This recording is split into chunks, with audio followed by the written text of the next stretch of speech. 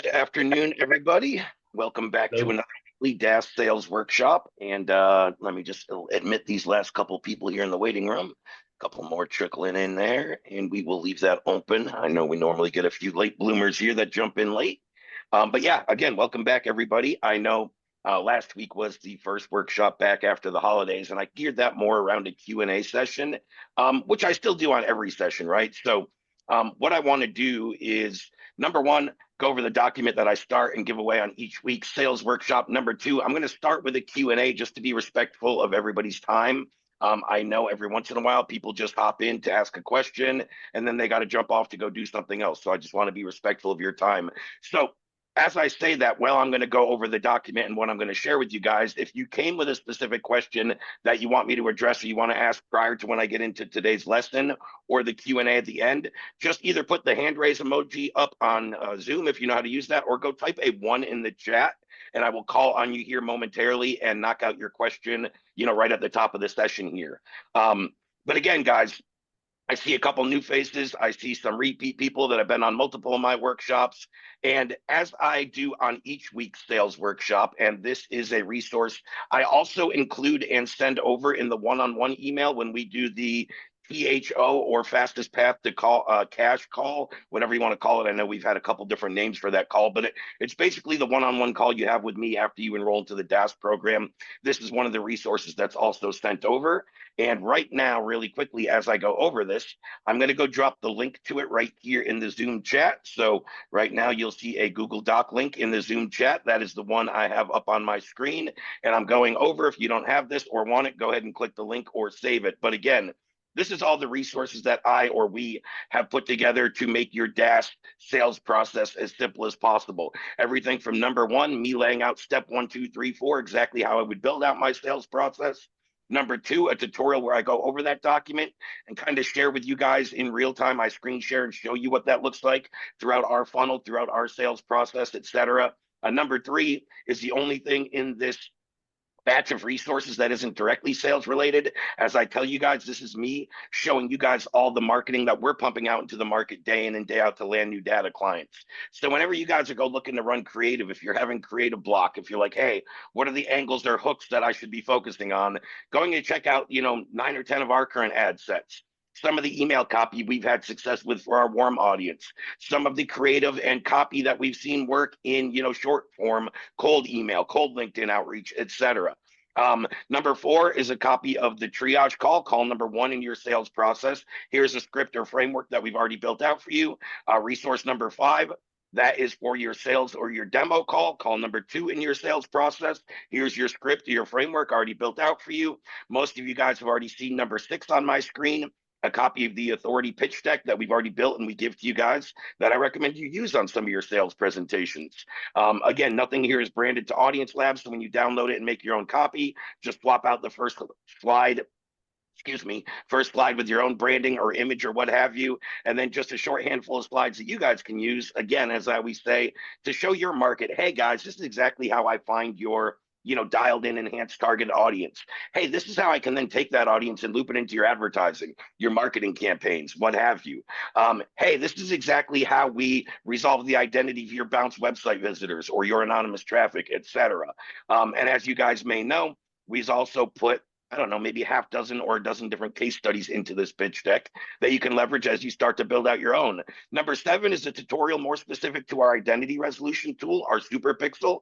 I'm going to talk about that a little bit in today's lesson. But if you find you're speaking with or selling to or presenting to even to prospects around the pixel, meaning the best indicator for that is if you're speaking with business owners or brands that drive a pretty good significant traffic to a particular website or landing page month in and month out, you'll probably want to be pitching and selling the pixel. So if you find yourself doing that, go check out tutorial number 7, which shows you exactly how I run through, number one, assessing if they're a good fit and there's going to be a solid ROI for the client. And then number two, the different manners in which I would recommend pricing this, which again, I'm going to cover a little more in today's session. But that 15 to 20-minute tutorial is a really good thing to utilize if you're selling and pitching the pixel. Number 8 on my screen, about 20 or so of my sales call recordings. Again, a lot of you guys that have utilized some of my sales call recordings, or, that's only there because you guys asked for it. Anytime I can provide more sales resources that I get asked for multiple times that are going to help people, that's great. But a lot of the feedback I've gotten from at least 4 or 5 of you was, hey, Ray, listening to a couple of your sales calls helped me lock down the terminology, the verbiage, or, I took a little of your style, adapted it to my approach, and it helped me close more deals. So that document again, and I know some of you guys hopped in late. I did admit a couple people while I was sharing that document. So let me just reiterate, if you haven't got that document with these sales resources, and I just went over the whole thing, I'm not going to go over it again, but I will go drop the link in the chat because I know any of you guys that joined here a minute late, you probably can't see the messages from before. So right now, again, in the, oops, hit the wrong button. Hold on one second. Copy that link one more time. But yeah, I'm going to drop it down here in the Zoom chat again. If you can already see a Google Doc link, that means you were on when I first posted it. But I know I said I admitted 2 or 3 of you guys late, so I just sent the message in the Zoom chat again. That Google Doc link is the one that I was just going over. So let me just check real quick in the chat. So I had asked you guys, and again, a couple more of you hopped in late, so I'll ask this one more time before I get into what I really wanted to cover on today's lesson. But really quick, did anyone hop onto this session with a specific question that they wanted to answer and they want me to dive into right now? You can just either use the hand raise emoji on the Zoom screen if you know how, or you can just type a 1 into the chat and I will dive into that before I dive into the lesson. So Logan Media there, go ahead. You can lower your hand there and ask your question and unmute. Hey Ray, how are you? Doing well, yourself? Good, good. So the question I have is a little bit less on the sales side, and it's more so kind of on the client management side of things. Okay. So right now we're in a bit of a predicament. We have one main client that's been paying for the subscription to AudienceLab for our end. And that's been the past 2 months, and they are knocking on the door of deciding whether or not they want to continue for their third month. And the predicament that we're in is that for the last 2 months, I've been providing them high intent lists of foundation repair people that are interested in foundation repair, Okay. and not a single appointment's set. They're doing cold outreach. Um, and so the point that we're at is obviously you can imagine, they're right now thinking to themselves, man, I don't know if this data is good. I don't know if I want to stick with this kid. And the sucky part is that if they decide no, then I got to leave the platform and I don't want to do that. So I don't know what to do right now. Oh, can I? Yeah, yeah, yeah. And let me give you some advice. Great question. And I would almost bet you're not the only person having this problem. I've heard this Sure. before. It happens from time to time, client to client. So I get it. So you started to give me the first thing I need to ask to really give you the best advice is what is their method of outreach? You said cold outreach. Is that simply straight cold email? Are they running ad campaigns and SMS, cold calling? Well, what is the outreach channels or mechanisms there? Yep. So primarily direct cold call, so not to all, non-DNC. And then we recently, I say recently, within the last 2 weeks or so, fired up a text campaign where they're sending out text manually, no auto senders or anything like that. And so the weird thing is number one, every list I give them, excuse me, every list I give them is high intent within the last 7 days max usually. And we made a text list for them. They sent out the text. About 400 texts went out. I know it's not a crazy quantity, but out of those 400, we saw like 124 link clicks. And then out of those link clicks, like 50% of them were multiple link clicks. So these are people going back to the links. So we said, hey, Oh, right, right. It's pretty solid. it So is. we said, "Hey, why don't you take this list of 124 people that had link clicks that it sent them to the contact us page where they showed some testimonials and whatnot, and give these guys a call and say, "Hey, we saw that you click the link," or whatever you want to say, and basically reintroduce yourself with a real voice." And I messaged them yesterday, and they said they haven't got anything from it. So at the end of the day, I know that there's so many variables. There's their offer, there's how they're doing their pitch, there's, customer sentiment. But at the end of the day, I just gotta be honest with you, Ray. I don't know how else to say it. Like, they haven't even reported back somebody that says they're interested. Like, they've had a few people say that they bought foundation repair a year ago, but that's it. Can I So can I add some comments on that? Yeah, yeah. go My ahead. Go ahead. Hey guys, Bob here. Um, Logan, I had a similar experience. And let me just tell you what I learned from that that might be helpful. And Yeah. Great. I'm chatting with the team um at AudienceLab a little bit about this, but I'm starting to predict, and look, I know nothing. I'm a sales guy, but if are you pulling the list, Logan, for a specific city? So this is for statewide for Kansas. Okay. So I pulled a list for Texas Uh-huh. for a garage door company, and I sent 42,000 cold emails Yeah. and fully landed. I got 900 people to the site Mhm. a few times clicking in, and same thing, zero. So I took the list, and I have a friend who has full access to the Experian database. So I pumped the list into Experian and then did a analysis or matchback. And it turned out it wasn't like 8% of the people were from Texas Mhm. and the rest were from all over the country. Mhm. So I was finding people, that wanted garage door help, but somehow the way I filtered it by city and state, somehow Mhm. it pulled people nationally. So I really don't. I want to come back to the client and tell him, but he's like, "We're done. I've Yeah. never, I've never done anything where I didn't get one thing." And what I found out is that these people who are going, they'd land on it and they're like, "Oh, this is only for Houston, Texas." And I'm in California, I'm in Minnesota, I'm in Oregon. And they Mhm. were from all over. And so there's a filtering issue, I think, on city state zip that we have to kind of figure out. Okay. Oh, that's well said. That could. I mean, like you brought up, Logan. There are so many variables here. I can just kind of go over the my first thoughts and where I see the issues here. But that was good analysis as well, Bob. That certainly comes up 100%. And then Christina said in the chat. Number one sounds like their funnel sucks. That could be likely. I don't know enough about it. It does kind of sound that way. But as Bob was just explaining, Christina added in, I always run my list through Chat GPT to scrub out territories I don't need.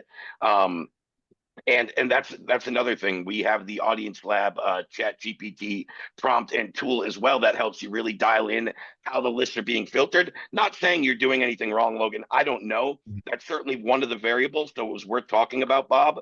100%. And that's actually something, if that is the case, again, not 100% certain. I'm going to dive back into my other thoughts on this in 1 second. But the data strategy workshops, those guys can might maybe help you see if the lists are 100% dialed in that we're providing. Again, it So, so, usually comes so, down. Go so ahead. yeah, let's chime in. So here's kind of my feeling right now is that if you run a national campaign, I think it's going to grab everything and you're going to find the market.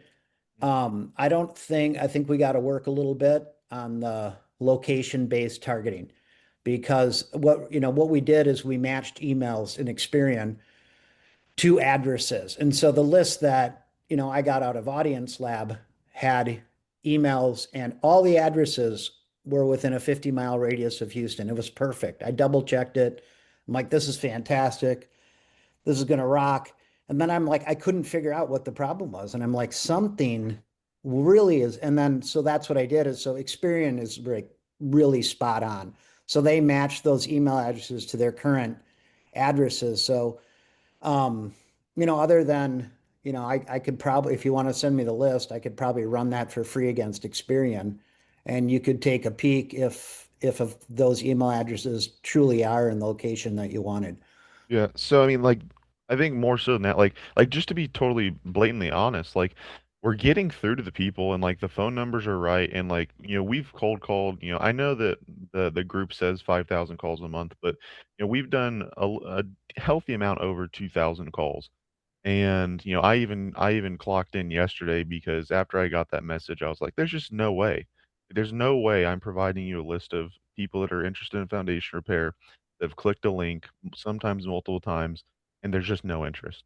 So I picked up the phone and I started calling, and I'm getting through to the people. When the list says, "Hey, here's Rob," here's his phone number, I'll call and it's Rob. So like great job on that. Like the data's accuracy as far as like who the person is on our end so far has been perfect.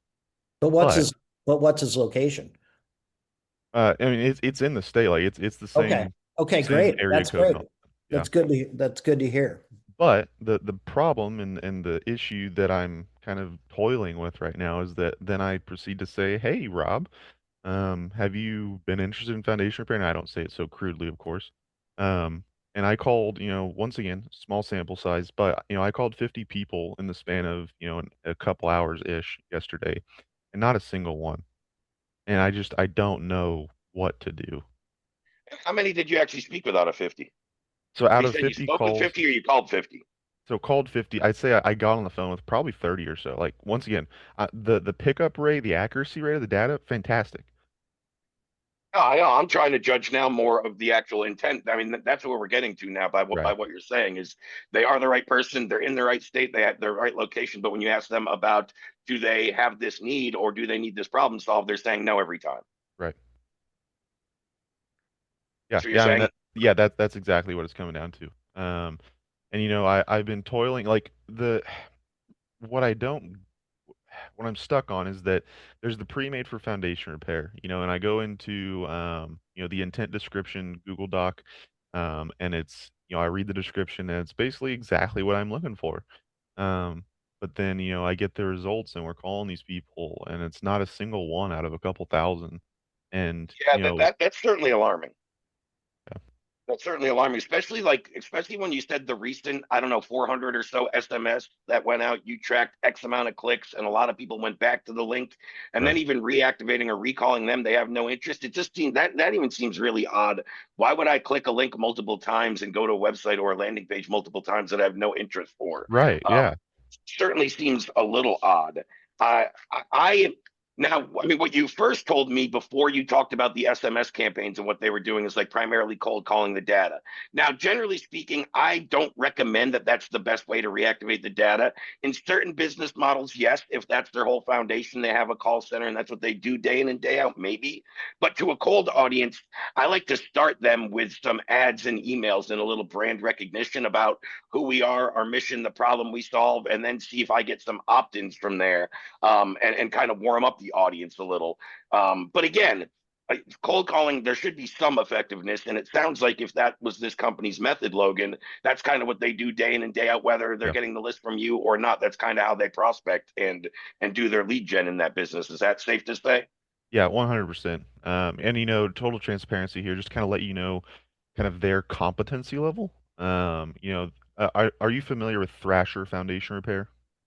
No, I'm not. Okay, so Thrasher Foundation Repair is kind of the big boy nationwide, and they have a couple people that they've sniped from Thrasher Foundation Repair's call team. And so cold call, I don't want to say it's the industry standard as far as collecting leads, but it's definitely a main artery. And as far as that goes, the people that they've collected, these are not green peas. They have experience on the phones. Like you said, they're knocking out the list that I give them. So yeah, So yeah. I mean, this is a great thing to talk through, though. I can again give you my thoughts, and then, like we said, there's a lot of different variables that come into play here. sure, Give me 1 second. I'm just looking for something that I want to send you. But the my best advice, based on everything you brought up today, Logan, and kind of what we are able to troubleshoot and rule out, and what it could still be. And again, I appreciate you saying like, hey, it's not the data itself. The accuracy is right. The person is right. The numbers are right, yeah, like that's absolutely, great to hear, but we still need to be reaching the right people with that data, right? Accuracy can be great all day, but if you're not getting any deals for yourself or your clients, they're not going to keep coming back and buying data. And you did mention that you're using the pre-mades, which is probably a solid, thing to do in the niche of the industry you're talking about, because I know we already have some of them. But what I would recommend is either hop on the data strategy workshops, or what I'm going to do here, Logan, in the DMs, I'm going to send you the booking link for I'm going to send you the booking link for my #1 audience builder. I would love for you to book a one-on-one call with him and just tell him the demographics that you're trying to hit, what you've already done, and have him tell you what he would do differently. I'm just curious to see what comes up on that call. I think that's the biggest thing I can do that will help you right now and really address, what you're going into. So, did you see that DM come through there in the chat, Logan? Yeah, yeah, absolutely. And I'll kind of follow up by saying Jaden and we've talked a whole bunch. Okay, So okay. I'll definitely give him another call. My it, I guess the big question I want to ask is, is there a chance that the pre-made for foundation repair is just not hitting the right people? Like at a back end level, like because that's what I'm Is thinking. there a chance? Yeah, there's a chance anything could happen in kind of our data graph. Is it likely? No. Again, that's something Jaden should be able to dive into a lot deeper Okay. and a lot better than I, just with his what he does day in and day out and what he has access to in the back end. Okay. And I totally get that. Like, I'm not trying to come on here and harp you about data. I know you're much more No, on the no, sales no. side. I'm just trying to address it the best I can. For sure. Yeah. And so I guess kind of, more back into your realm of the call that today is. So how should I approach these guys? Like you said, they've been on for 2 months. They paid, 5 grand at this point. I'm about to ask them for another 2,500 bucks. Do I go to them and say, "Hey, give me another month and I'll try some new data sources?" Do I go to them and say, "Hey, we need to take another look at your processes and see what we can do there?" I'm in a weird spot with them. Yeah, yeah. I mean, even what Josh said right there in the chat, that would have been one of my recommendations. Josh typed it right I was about to say, but you might want to offer them one kind of good faith list of, hey, I'm going back to my data provider and I'm pulling your data in a different manner where I think the quality is going to be higher. Let me provide you with your next list free. Let's see if we get a deal or two out of there, and then let's continue our relationship going forward. So I almost don't think that's a bad idea to give out a little bit of good faith at this point. Now, I don't know if you have to do that or if that's feasible, Logan. I know you said when you kind of led the question that you're kind of counting on their fee to pay for your membership. So if that isn't, economically feasible, obviously rule that out. But that's one way you could go. But it would be really hard for me to answer this question until you meet with Jaden and you kind of see what you come up with. Maybe we need a custom model for this one. Maybe we can go away from the pre-mades and just an audience generated with the keyword intent data outside of pre-made. I don't know until Jaden runs through it, but I would kind of wait till I got that assessment. And once you know what's different about the future strategy, you can kind of come back to them saying, hey, this is what I realized after running your campaigns for 2 months. This is the tweak we're going to make, and this is a result we should see from that. Give me another month to prove it to you, right? Okay. In addition, I would 100% be looking into their processes, their funnel, and even getting them to entertain opening up another marketing outreach channel. Sounds like you've already done that. Sounds like you've already kind of graduated from just cold calling to cold calling and SMS. Maybe you want to double down on that SMS because it was at least more productive than the straight cold calling. Or maybe you want to add in some email marketing in addition. I always tell my business owners, and part of what I was actually had to cover here in today's lesson, really, that I haven't got into yet, um, was just the ability to, I kind of got a little sidetracked there, but just the ability to go in there and kind of run the multi-channel marketing is kind of where I was going with that, right? So I'm glad you've already opened them up to an additional one. Generally speaking, for my brand, we use 4 acquisition or outreach channels. I like for my clients to be using at a minimum 2, ideally 3+ marketing outreach channels. So that's another thing I always go back and at least revisit. But it sounds like sounds like you've been doing a very comprehensive job thus far and kind of keeping your eye on what's happening there, Logan, trying to make the subtle tweaks or adjustments. But I still think meeting with Jaden, there might be a different way we can go to build a higher quality intent based list, which we can then show them some results off. And that would kind of be my main focus right now. Yeah, yeah, it makes sense. And that's kind of, where I'm at. I've been talking to Jonathan through the blue chat bubble. He's been a big help. And I think that's kind of where we're landing is that, he once again he's a huge help. I don't know if you guys can, give bonuses for being a great guy, but Jonathan in the chat bubble is awesome. But yeah, I he can. he jumped in and, once again, I do wanna be very clear for, like, anybody listening, like, the names, phone numbers, email address, that stuff is rock solid. So, I'm gonna get with Jaden and see if we can get this intent quality, up a little bit. Um, Yeah, otherwise Please do. I I think he's the best person on the team to help with that. okay.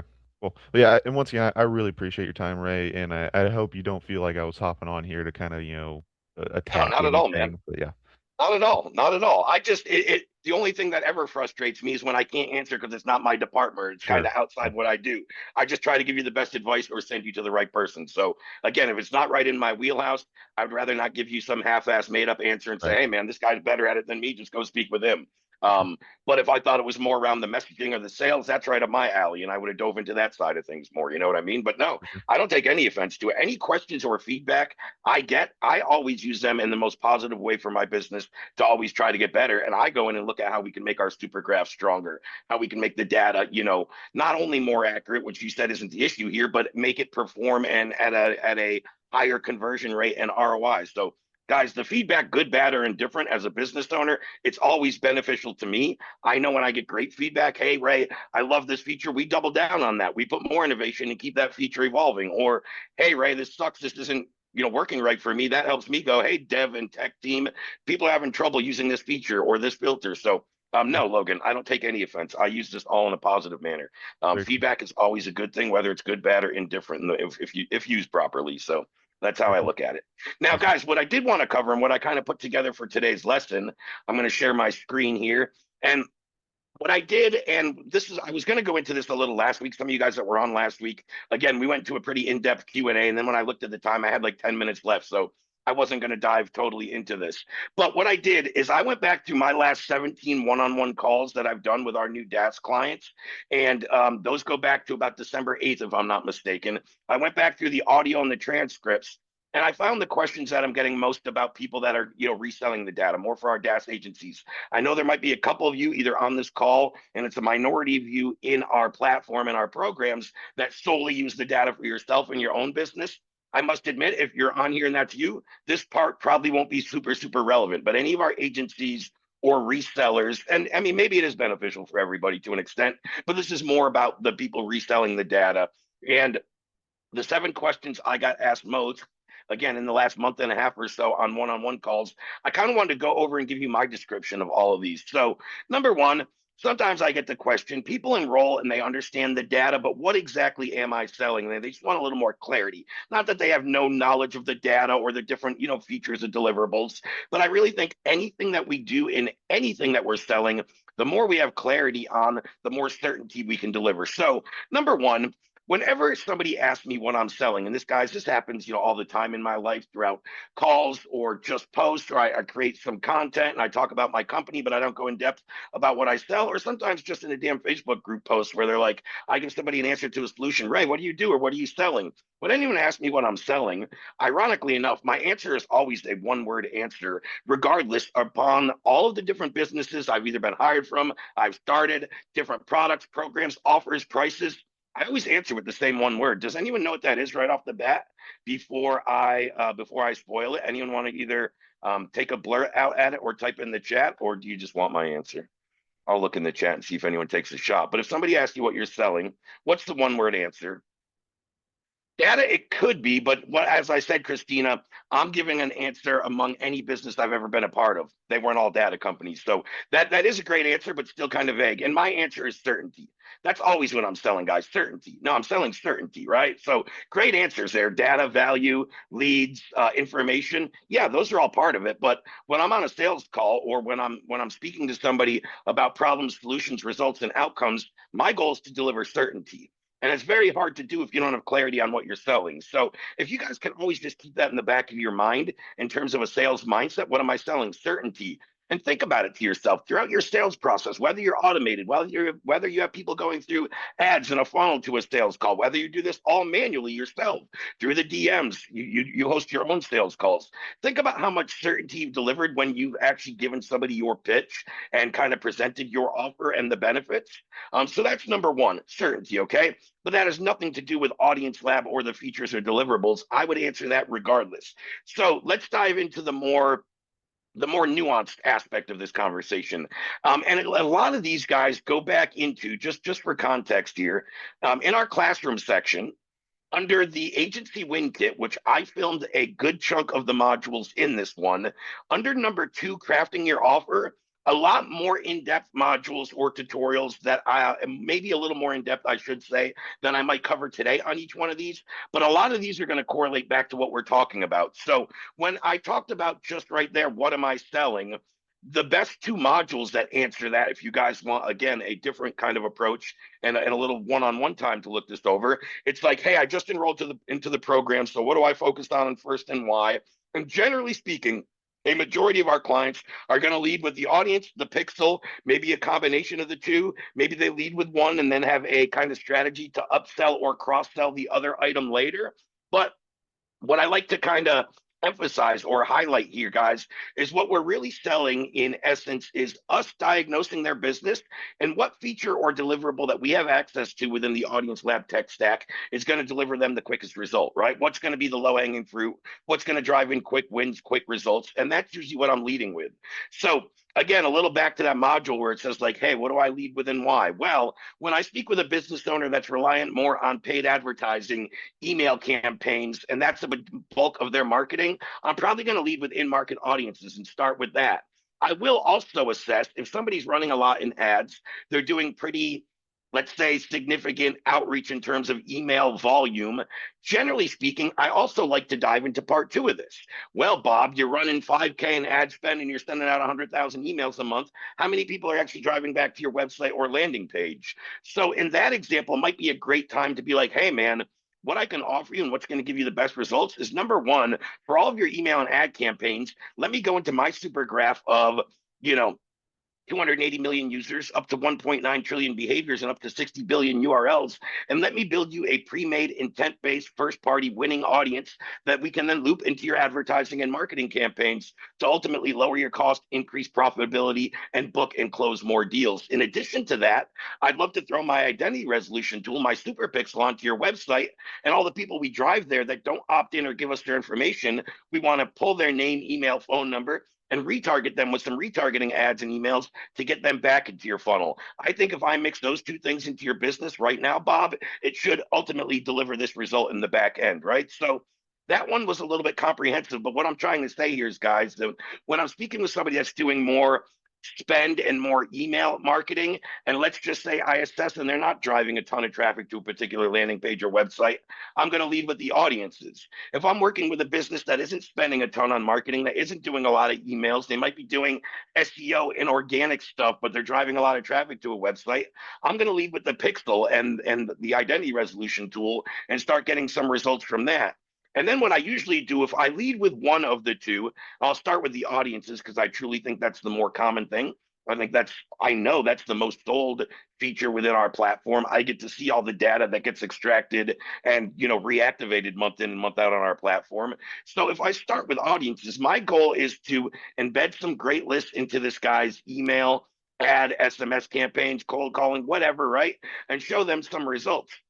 Once I've done that for a couple months, generally speaking, again, if they have a landing page or website, if not, this certainly isn't applicable, but I don't know many businesses that are spending on ads that have no website or landing page. And you need domains to track the emails back to. So that's really an outlier when you see this. But my point is, now that we're spending more on ads and we're getting more conversions with these higher targeted audiences, now that our emails are converting better and we're driving more people to your website, maybe in month 2 or 3, I go back to the client and I say, hey, Bob, when we first met, you weren't getting that many hits to your website. But now that we're doing what we're doing with your ad spend and your emails, and you're getting over 10,000 hits to your website month in and month out, I really think the best thing to do is throw the super pixel on your website and reactivate your bounce visitors. Who's more likely to buy from you, Bob? Somebody who visited your website in the last 30 days or somebody in your next cold email campaign? Yeah, I agree. Probably somebody that knows about your brand and visit your website. So let's capture and remarket to those people and get the low-hanging fruit back into your, back into your sales process, right? So that's usually what I'm selling. I always say my third feature and my third option, and this is usually, again, always outliers to my statements, but this is usually for my less established prospect. Somebody that when I assess their business, they're not spending much on ads. They're not sending a ton of emails. They're not driving a lot of traffic. How do we really help that business? Well, I like to use the enrichment filter, the enrichment feature there in terms of how I start off showing them a result. And then once they make some money off of that, then we can maybe cross-sell or upsell some ad spend or, the pixel. Maybe we start driving more traffic, whatever. But what I mean by that is when I'm speaking to a business owner, again, I'm just going to use the name Bob. You're just picking it out of the sky. But hey, Bob, so based on your business, you're not driving a lot of traffic. You're not spending a lot in advertising and marketing. And I'm trying to find you the best solutions with my technology to get some results in your business. So let me ask you, you've been in business, you told me about 5 years. Have you accumulated an email list? And do you have a list of past buyers, customers, and people that opted into your thing? Yeah, right. I have an email list of 10,000 I've accrued in the last few years. All right, great. So with that 10,000 person list, number one, Bob, how often are you marketing to your email list and blasting it? And are you doing it regularly? And what type of results have you seen? Right? We're not email marketers. I think we just kind of capture the information to have them in our ecosystem and CRM. And we know we can remarket, but I got to be honest, I probably only blast out 2 emails per year promoting my business when I'm running some type of discount or promotion or holiday thing, right? I'm not blasting my list regularly, and I'm not blasting like either daily news stuff or promotions outside of a couple times a year. Okay, great. So let me understand this, Bob, and let me tell you what I would recommend doing. I could take that 10,000 person email list. I can run it through my enrichment feature. And then on the back end, Bob, it's not only going to spit out that name and the email address, it's also going to give us the phone number of that person, their social medias, their hashed email, which we can use in retargeting ads. My point to this is it's great that you've built this list of 10,000 people, but number one, you told me you're not email marketers. You're not blasting this list very often. And when you do, since you're not very consistent, I don't know if you have a service tracking this, but my guess is you're probably getting a low deliverability of your emails and opens and conversions. What I would recommend doing is taking that 10,000 email list, running it through my enrichment feature, and then blasting out some SMS and some social media messages to these same people with your next promotion or your next offer. What my math shows on average, Bob, when you blast emails, you get about 20% open rates. When you blast out social media messages, the open rates go up to about 67%. And then when you blast out SMS campaigns, open rates go up to about 83%. So by you simply giving me your email address, me finding you the other correlating data and us blasting that out, just as happenstance of doing that, we should get 2 to 3x the amount of eyeballs on your actual offer and your messaging. If you got your offer in front of 2 to 3 times the amount of people as you did last year, do you expect to close some more deals? Well, hell yeah, Ray. If I got my offer out in front of 2 to 3x the amount of people, I would likely speak with more clients and close more deals, right? That's the next logical thing. So I've actually started to, because I've given some in-depth explanations to what am I selling. I've started to answer some of these number 2 and 3 just because I went into more depth, so I'll clarify. But hopefully that kind of gives you a good encapsulation of the low-hanging fruit, the quick wins we should be delivering, and the main features and benefits and how to talk about them. I mean, that's certainly part of it. So which plays right into number 2. What are the primary benefits I can deliver? And I always like to look at this with I think there's 3 very common low-hanging fruit that have worked across damn near every niche and industry that you guys service. Might not be all 3, might just be one of these 3, but I find it hard to believe that at least one of these 3, if not more, aren't the main driver in what is getting you to close deals. Number 1, I think for a lot of service-based businesses, a lot of insurance, a lot of real estate sales teams, a lot of people that are using shared leads in whatever capacity. We know, and a lot of you guys know, if you serve the insurance, certain real estate niches, that some of those insurance or real estate agents are actually forced to buy what are called shared leads from the company they're affiliated with. Let's just say it's Fidelity Insurance, right? And that's their association. Fidelity actually gives them a shared lead portal where they have to spend something like $250 to $500 a month on this list of leads. What insurance agent A usually realizes a couple months in is I'm forced to buy leads from this. Each one I contact already has an insurance plan. They've already been solved. These are retread leads. These are old leads. These are outdated. They are shared leads. So they could be getting from there. They could also be buying shared leads from one of the major shared lead platforms out there. Angie's List, Home Advisor, yada, yada, yada. I could go on and on, but you guys know what that means. What we have the ability to deliver, and something that helps you stand out in terms of primary benefits you can deliver is, hey, Bob, what if I could deliver you a list of exclusive leads where you don't have to be the first one to quote or the cheapest price, but you're actually looked at as the expert service provider in that area, right? So leveraging the exclusive over shared leads and how you can provide some first-party intent data leads as opposed to resold, rehashed, shared leads, which are never first-party data, and I'll get into that a little bit more. But that's number 1, exclusive versus shared. Number two, and I think one of the main benefits that you guys hear me talk about often is the ability and what we can deliver for any brand or advertiser. Specifically, let's just go running off paid ads because it's much easier to track and warrant the ROI with the ad spend, just much easier than the other categories. Not saying we can't track and categorize lead ROI, return on investment, lead quality through email, SMS, and all that, but it's much easier through ad dashboards. It just is what it is. And on average, just by using one of our in-market, pre-existing, intent-driven first-party audiences into your ad campaigns, Bob, we see your cost per lead and cost per acquisition drop by anywhere from about 25 to 40% almost overnight without changing anything else. So, Bob, that means the same budget you're running, same creative you're running, just using my audiences should drop your cost per lead and acquisition anywhere from about 25 to 40%. Bob, if I was to drop your cost per lead and acquisition, let's just use a middle number, 33% there, would that ultimately make your campaigns more profitable? Well, yeah, Ray, it would, right? So that's number two. Number three, something I talked about a little when I was answering the question earlier from Logan, I believe it was, if I'm not mistaken. We talked a little about multi-channel marketing. That's also something that I bring up to my clients. With our first party in-market data, it makes it much easier for you, Mr. Customer, to start utilizing multi-channel marketing. We can take this data and lump it into your ad campaigns, your email campaigns, your SMS campaigns, your call center, your door knocker, your social media outreach. We can show them all these different ways and recommend which one is the best. So again, I could go on forever. I can't say forever. I could go on for longer for certain. But again, those are some of the three biggest benefits that you are delivering as DaaS resellers. Exclusive leads were shared, lower cost per lead and acquisition to increase profitability, and the ability to give them compliant multi-channel marketing, right? So keep those in mind. I already covered this a little bit, number three. I'm going to reiterate what I covered because probably not everybody kind of picked out the little nuance, but how should I position the value of, again, said benefits, which we just went over those three things, to my prospects? So we should always be conveying value through simple analogies and or tie downs. What I mean by that, and what you've already heard me cover, is what I just said in one of those sentences. Hey, Bob, if I was to deliver you lower cost per lead and acquisition, would it make your campaigns more profitable? Right? Really quickly, the answer to that is going to be yes, Ray. It would make my things more profitable.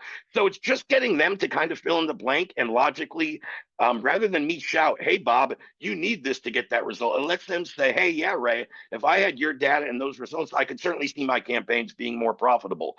So that is tying into what I said back with number one, with delivering certainty. When they themselves say they see a clear path to said result, outcome, or solution, you know that they have certainty in it because they're going to believe what comes out of their mouth a lot more than what comes out of my mouth or your mouth as a salesperson.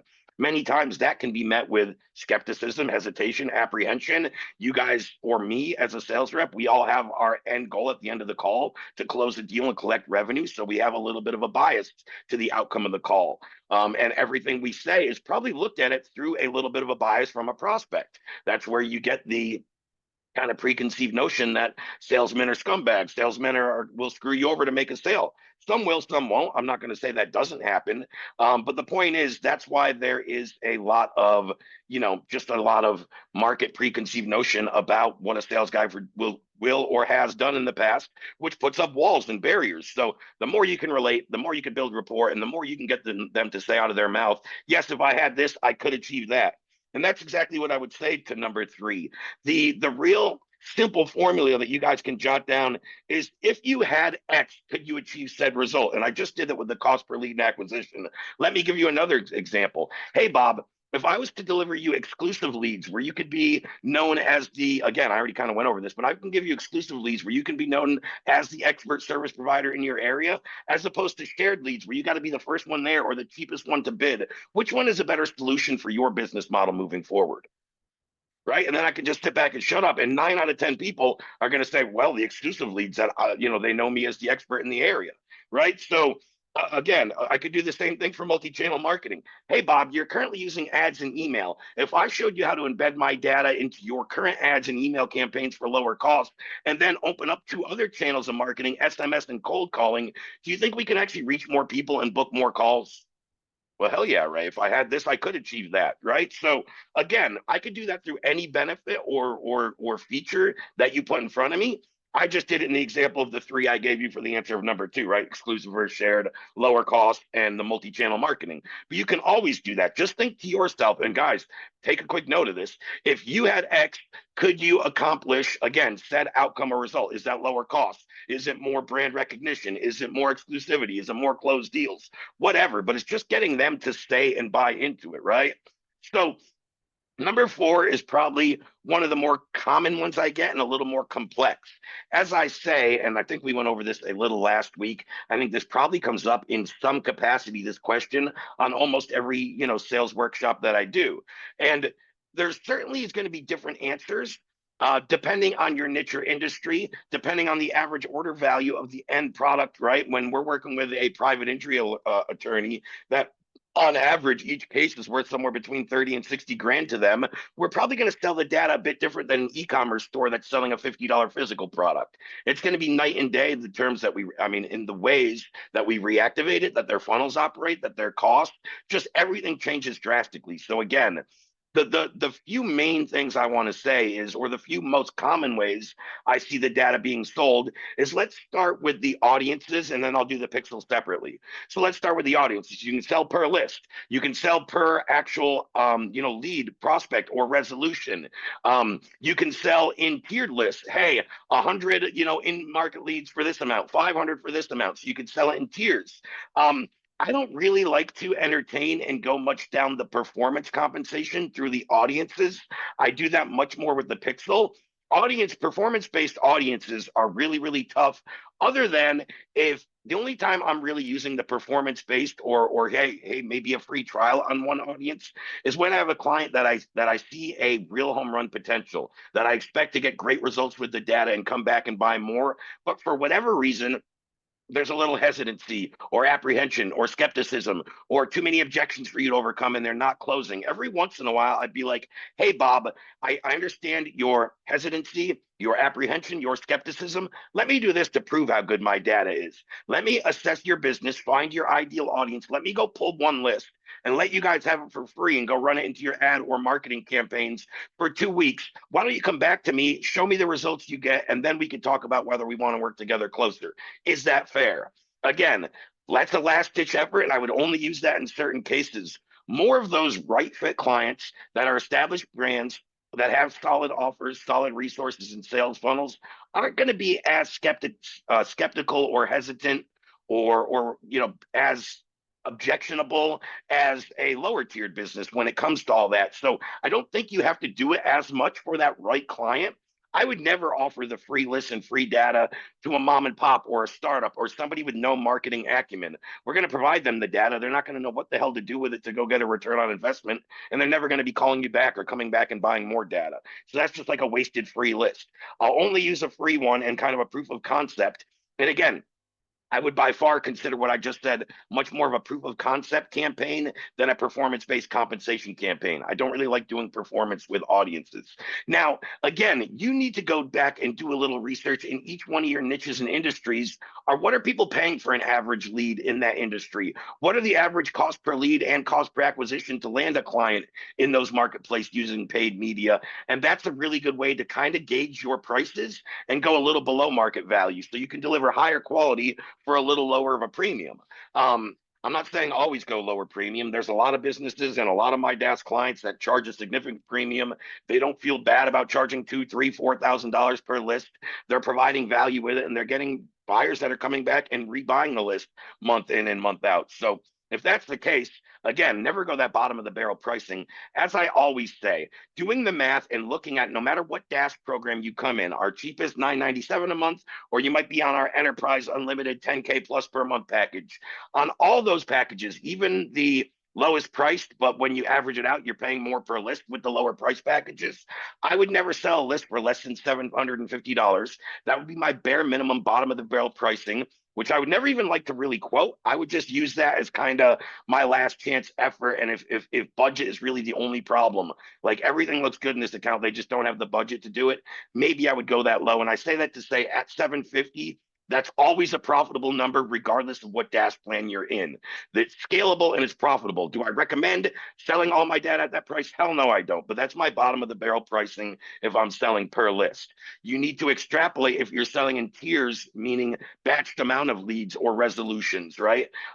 If you're saying, hey, I give you 10,000 customer profiles for $1,000 a month, whatever, you need to kind of average out what that is per lead and make sure it kind of fits your industry. I mean, I've seen stuff as crazy. And one, I never did this pricing myself. I never even thought of this. And I wouldn't have never thought that people would pay for this. But he goes, hey, Ray, I just went and pulled one intent lead out of your platform and went and sold it to my client for $300. It's like $300 to pull one name out of my platform. Like that seems crazy to me. But they paid it and they actually came back and bought more individual leads off this guy. So he was literally finding a high-end industry where he knew the quality was there and selling individual leads at $300 a pop. To me, that was mind blowing, but people are doing it. So again, all kinds of different ways you can do this, but usually it's going to be in tiered amounts of packages, 1,000, 10,000, etc., just per list. And again, could be per multi-list with refresh, right? There's all kinds of ways we can do that. Now, when it comes to the pixel pricing, as we talked about earlier in this session, when I was going over the seller resource doc, which is down there in the chat from today, number 7, this tutorial, I really dive into, number 1, how to assess if people are a good fit. Also, number 2 on that, I really dive into the different pricing models that I recommend. And I really highlight 3 with the pixel. There's the straight retainer model, which I use the least, and I recommend the least as well. I rarely, if ever, it's been months and months, it might be over a year now, and I'd honestly have to go back and look since I've sold a pixel at just a straight price. But when I'm doing it, I don't charge less than $1,500 for a pixel on straight retainer. And when I'm doing that, the only thing that's going to really lead me down that road is I run through that tutorial I just brought up. I assess the business and I see a decent little ROI, but nothing to hit a home run about, and not 5 or 6 figures per month. It's a good ROI for the client, and then I can just slap it on there, charge them $1,500 a month. They're probably going to profit an additional 2 to 3K on top of that. So when I see a clear ROI, but again, not a home run and not a 5-figure or more per month ROI on that pixel, this is the time I'm just going to sell it on that monthly retainer pricing. And they're going to be happy. They spend $1,500 for me each month to see an extra 2 to 3 grand in addition to that $1,500 they spent with me in profit. They're going to keep doing that month in and month out. Now, generally, I like to sell the pixel on performance-based compensation for 2 main reasons. Number 1, you're going to get a lot less objections up front if you're like, hey, man, let me just throw the pixel on your website. I'm not even going to charge you. Let me let it fire. Let me come back to you in 2 weeks and show you all the data that we've got. And then we'll talk about if you want to buy this data back and how to remarket it, et cetera, et cetera. So number 1, it's more like a proof of concept campaign to start. And then I build in the performance pricing on kind of call 2 in this process after they've agreed to have it slapped onto the site. But what I mean by that is people are going to be a lot less hesitant or give me a lot less objections to go throw the pixel on their site for free and show them how it works, as opposed to, hey, give me $1,500 up front and then I'll throw it and then I'll give you your data back. So that's number 1. Number 2, when I'm doing this and if I'm presenting that, I already have the main aspects of data that we need. And you guys have seen our Pixel Forecast Calculator tool, which is right in that module I just covered, number 7 on here. If you guys have not seen the Pixel Forecast Calculator, you want to click on this number 7, this YouTube video. It's down in the description of that, but the calculator is pretty much what I am covering in that whole little module. And what I can do by just getting from the business owner the number of monthly hits, their average cost per lead or acquisition. And again, that one's the only one that sometimes I have to just go look up a rough number. Not every business owner knows their cost to acquire a client. Kind of sucks, but I know probably a lot of you guys don't know that, and it's more and more common in business. That's the one everybody might not have, but we can go simply use AI and get a rough guesstimate of what an average what the average cost to acquire a client in any particular niche or industry if a business owner doesn't know. Well, but where I was going with that is just by knowing the amount of hits they get to their website, the amount they spend to acquire a client, their average order value and the conversion rate on their website or their checkout page, by punching those numbers into the forecast calculator, I'm going to get a very close rough guesstimate to how much revenue they're leaving on the table each year by not using this technology. When I see that's a home run number and a really good ROI, I want to pitch the performance-based thing where I show them how it's working, and it always ends up much more lucrative than that $1,500 a month. And what I might say to people is, hey, Bob, you get about 10,000 people on your website.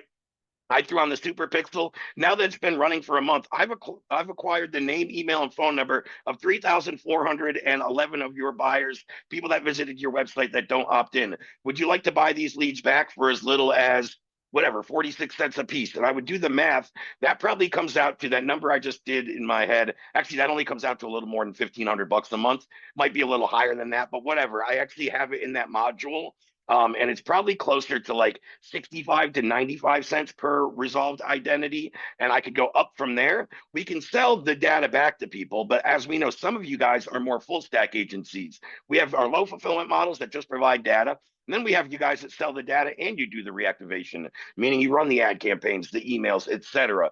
So what I do to them, if I'm a more full stack, hey, it's 65 cents per lead to buy it back, and then I tack on 40 cents per lead to run your marketing. So that would be $1.05 per lead for me to capture this data for you and run the marketing. Off those numbers I just said, what I say, my number, I believe off the top of my head was, hey, Bob, I got you back 3,411 people. We sold them back to Bob now at $1.05 per lead. So that comes out to about $3,600 a month right there, which is much higher than the $1,500 I would have got if I just threw the pixel on there with the straight retainer pricing. So there's straight retainer, $1,500 per month. There's throw it on there, resolve the data and charge them per lead, and then also per reactivation if you're doing that. And then there's the hybrid model. All right, Bob, my pixel normally goes for $1,500 a month. You think that's a little much? Hey, this is what we can do. I can charge you half of my price and install it for $750, but then you're also going to be charged a small percentage per lead. So I wouldn't charge near as high per resolved identity, right? If I said before, somewhere between 65 cents and then tack on 40 more when you resolve the data for them, so $1.05 per lead. If I did the performance, I would cut that in half. I would say, hey, 30 cents per lead and 70 cents to do the reactivation if they split the retainer thing up front. So my point here is straight retainer, straight performance, or retainer / performance hybrid pricing model are there's multiple ways we can do that. And let's hit these one at a time. The most common way I've seen is whether now, again, let's look at both angles here, but it's CRM delivery back to the client, Bob, is the first thing I would say. And number one, a lot of our DaaS agency clients come into this telling me that, hey, Ray, I'm already a white label GHL agency. If you guys are those people with that capacity, I would set up my own GHL sub account for each client I work with. And then I would link all the leads right into that pipeline and give them admin access so the client can log in. Now, we may also be working with clients that have their own CRM. Could be outside of GHL, could be HubSpot, could be whatever, but their own GHL. When that's the case, I have them give me admin access into the account. We create a separate pipeline saying Ray's Pixel pipeline. And then all the leads that I pull, I upload right into that pipeline so they can separate all the leads that I'm delivering as opposed to all the other ways they might be acquiring leads through their ad spend or their other marketing channels. So usually it's delivering them back to the CRM, whether it's a CRM that I've built for them and I have full access, or their CRM where they have to give me admin access and we create our own pipeline for me to deliver my leads. That way we can track the whole workflow back to, okay, when this guy bought, look, he came from the Raise Pixel pipeline. That's a deal I sent into you. So you can track the whole life of the client from the pipeline that they are in until, you know, the deal stage, whether that's deal closed, deal lost, whatever we do. So now, set up do you have the a web, recommend? you're saying so set up the webhook.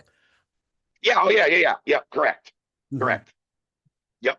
And then into the CRM. Again, I only specified because some clients say, well, I don't have white label GHL access. Yeah, you can always use the CRM that they're already using and paying for, have them give you admin access, go in and create your own pipeline and be very transparent with the client. Hey, Bob, I'm going to set up this pipeline in here and all the leads I drive in are going to go into this pipeline and they can all be tracked back. That way you can tell if I'm actually delivering on my promise and keep it separate from all your other leads and prospects.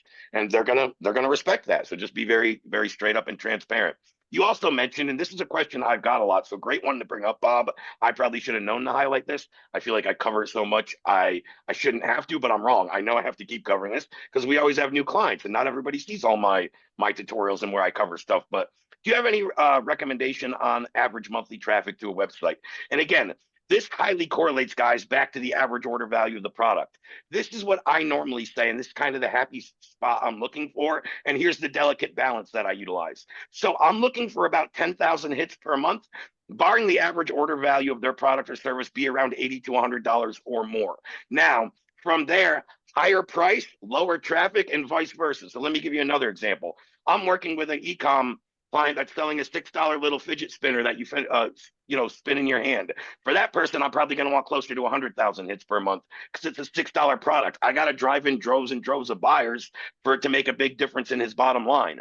Let's go other end of the spectrum. I'm working with a roofing client that does residential roofs in my area. Don't know where you guys all are, but in my area, when I speak to roofing companies, the average residential roof goes for around $11,000. With that, I'm happy if the guy's getting about 2,000 hits to his website per month. I can make it work and drive in enough deals. So again, there's no right or wrong. There's no, hey, you need this many hits. It's really variable. The amount of website visitors in conjunction with the average order value of that particular product or service. Hopefully that makes sense, Bob. Let me dive into number 5. I don't want to spend a lot of time on this one. I feel like we cover this a lot, and I feel like this is more of a question that we get from people's fears, preconceived notions, from what they hear in horror stories from other colleagues or marketers that have had, ad accounts and email accounts shut down and all that stuff. That's usually where these questions derive from, but I definitely want to address it. And how I recommend handling this best, just so you guys know going forward, in addition to what I'm just going to say, is with our new FAQ page on our website, which, excuse me, I will go get you the link and drop it here in the chat. I'm already going a little over on this session, but no big deal. Hopefully you guys got a few more minutes. But what I always say is, number one, we've created a brand new FAQs page run through our whole legal team about all of the proper legal way to document, our privacy, legality, and compliance regulations that we adhere to. So that's number one. You can check out our FAQ page. I will go grab that for everybody before the end of this session momentarily. What I always like to say is I want to isolate and overcome these objections because these aren't the same thing. The privacy and legality kind of go together. Compliance is actually totally separate. And what I mean by that is, hey, now, number one, you're asking about the legality of the data. So I can guarantee you all and any of your clients that the data is 100% legal, but you also have to give some documentation or some backup to that. That's where I'm talking about going to our FAQ page and using what we have there. What I mean by that is, number one, we're a first-party data platform, which is also one of the benefits and selling points we should be utilizing. There's a lot of data sources that are second, third, and even more parties. Each party data that I go further down, the less that data is compliant, and the more that data has been recycled, reused, it's old, it's washed, it's already been hit. It's crap, basically. So having first-party data, number one, is going to be cleaner, higher quality. But number two, that means everybody in our super graph that we ever pull, I don't care where you guys are getting them, from the audience builder, from a pre-made list, from the pixel, from the, doesn't matter. If they're in our super graph, at one point they ticked the box that said, yes, I agree to share my information with you and your data providers. That's how they ended up in our super graph. So at some point they did give consent to be reached out to. The data is 100% legal. And again, I highly advise going through kind of our legal mumbo jumbo on our FAQ page that I will provide to you here momentarily. The real question I always think, and the real thing I want to point out to my client, ultimately the business owner or the advertiser that we're working with, is the compliance side of things. When they ask me about privacy and legality, I usually put it back to them with a question. Hey, Bob, are you actually asking me about the legality and privacy of the data, or are you asking how your company is compliant when you do outreach? Well, Ray, I'm really more worried about the latter. Yeah, I thought so. So let's talk about that.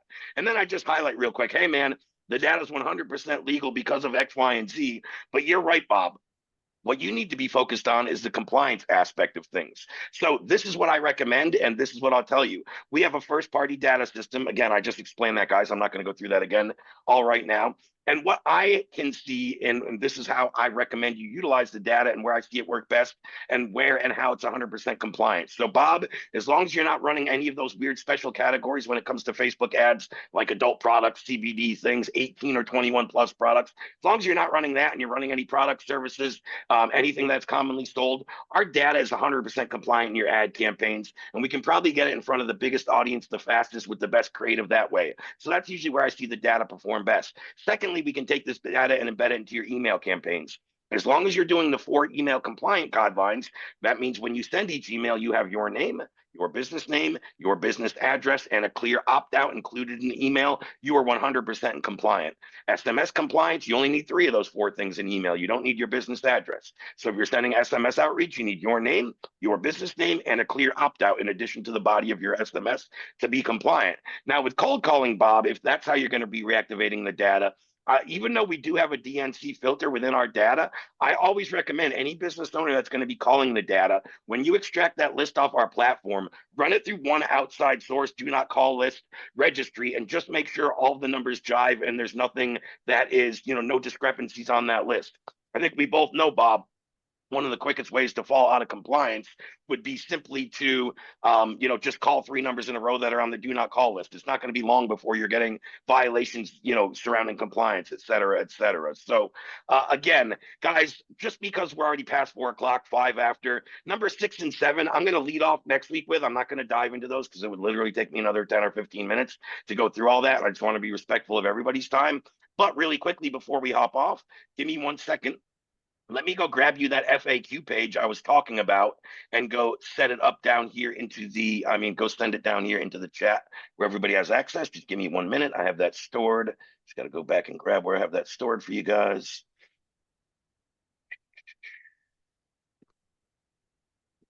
There it is right there.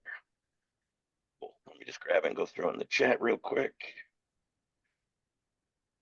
I recommend anybody that's, if you are driving people or building out a particular landing page or a website that you're driving, traffic to, if you are getting questions about the compliance and the legality and the privacy standpoint, you might want to go look over our FAQ page and kind of copy and paste what we put there. You might want to switch the verbiage around a little to fit your business, your company, your offer. But this is the correct lingo run through our whole legal team and the way it should be portrayed on a forward-facing website, landing page, etc., where you're giving the information and details about your company. So again, that last message there in the chat is the link to our FAQ page. Guys, I will have the replay of this recording uploaded into our school channel up to our school community within the sales channel before the end of the day today. And I will see you back here next week. We'll finish off the last couple I didn't dive into here, and I will have a new lesson for next week. So thanks again for everybody's time, participation,